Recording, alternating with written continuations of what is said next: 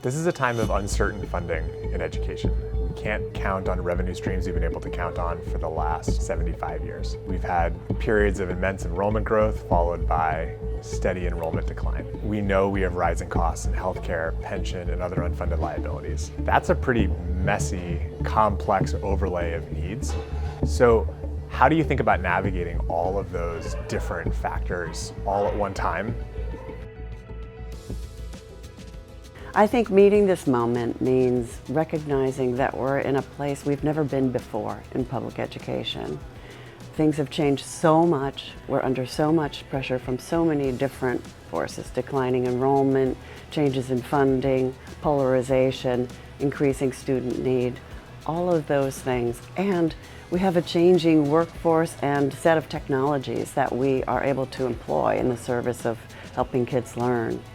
All of those things mean that we can't keep doing things the way we've been doing them. And over the 100 years that we've been organizing schools basically in the same way, we've learned so much about how students learn, but we haven't changed the way we organize in order to do that. So meeting this moment means taking advantage of this crisis. And it's a platitude, and it's sort of annoying sometimes to hear people talk, oh, never waste a crisis. But the question is, how can we meet this moment in a way that serves students and that moves us forward?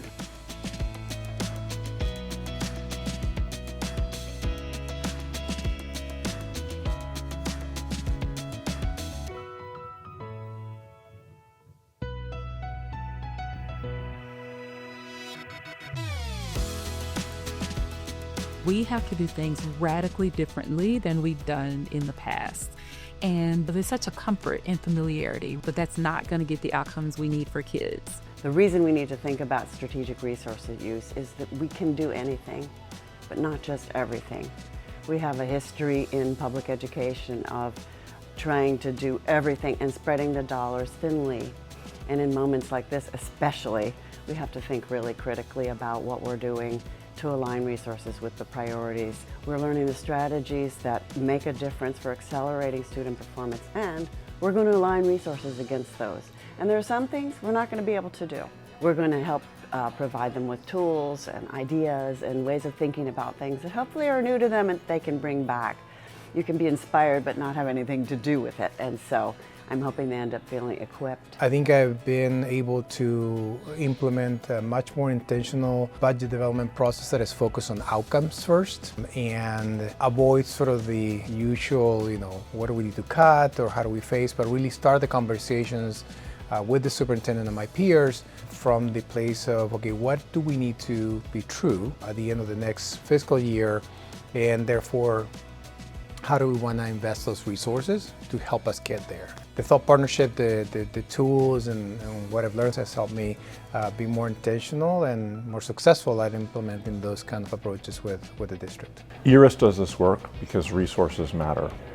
The choices that leaders, that systems make on how to allocate time, people, and money in service of their mission, in service of what we know from research and experience, what works for kids. Making good, smart decisions about resources directly enables districts to achieve their mission. And so that's what we want to support. We're sharing tools and techniques. We're highlighting the incredible work that the leaders that are coming to these events are doing. And we're committing to work together around how we solve these incredible challenges that face our entire nation. We have resources. We don't have as many as we used to have available to us. So we want to figure out how to make sure we take advantage and leverage them in the best way possible. The significant insight that I've gained is that there are ways to get things done even when you have less resources. Being creative and having imagination and having strategy, I think allows me to maximize those resources.